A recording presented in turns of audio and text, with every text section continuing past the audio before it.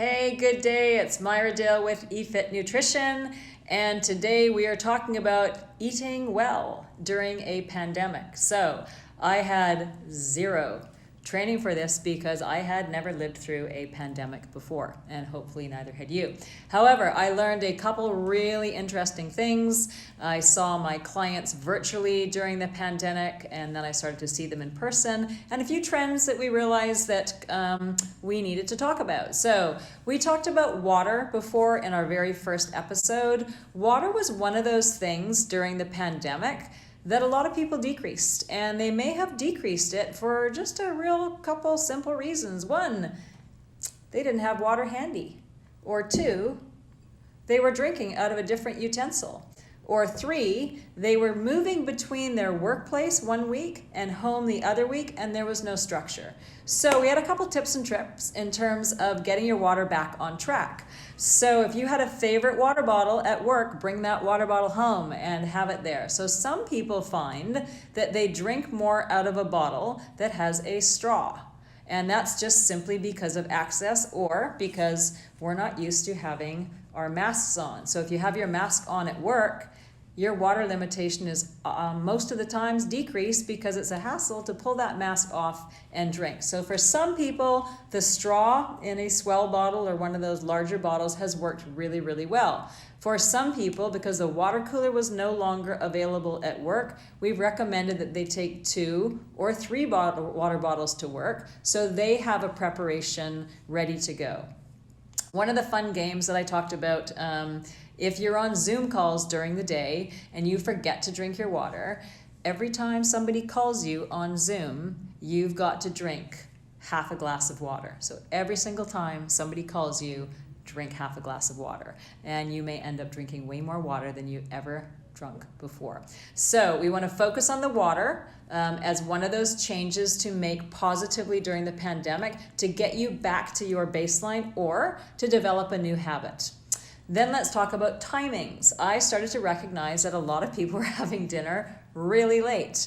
One of the reasons was because what time did the broadcast come on every night with respect to the pandemic?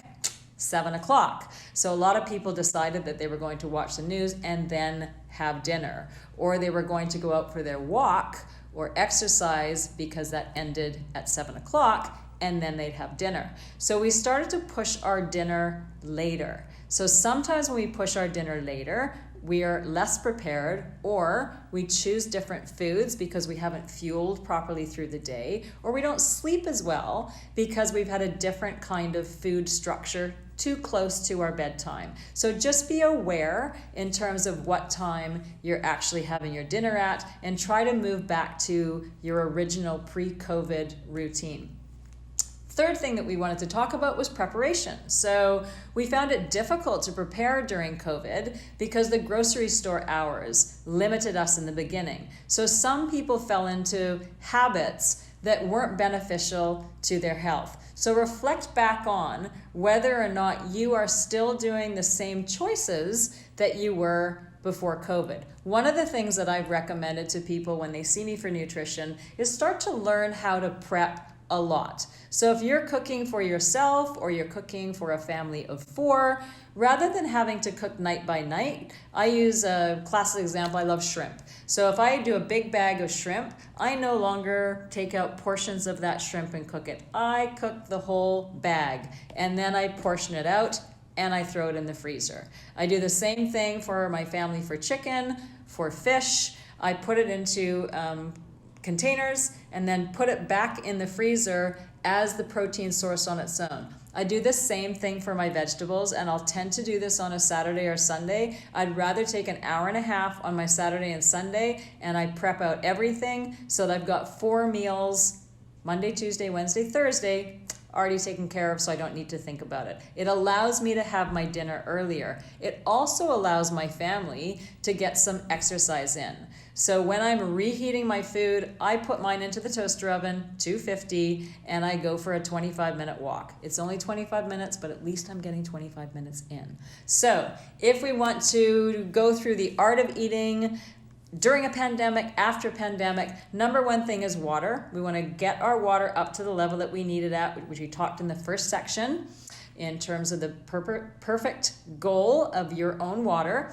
The second is your timing. Is your dinner happening too late? And the third one is, are you prepping? So if you don't have time to prep, you do have some options at the supermarkets that actually have pre-cooked vegetables and the meats, the fresh ones, not your packaged. It's more expensive, but if it means that you're going to eat healthy, then that's sometimes the price we have to pay in terms of our health. We will talk about cooking on a budget in one of our episodes. So hope you guys are doing great, and we'll see you for the next one.